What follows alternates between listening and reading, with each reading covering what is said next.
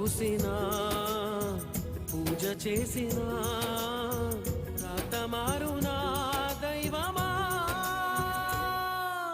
అనగనగనగా ఒక ఊళ్ళో ఉందో గోరింక, తన వెనకే తిరిగే చిలకంటే ఎంతో ప్రేమంట.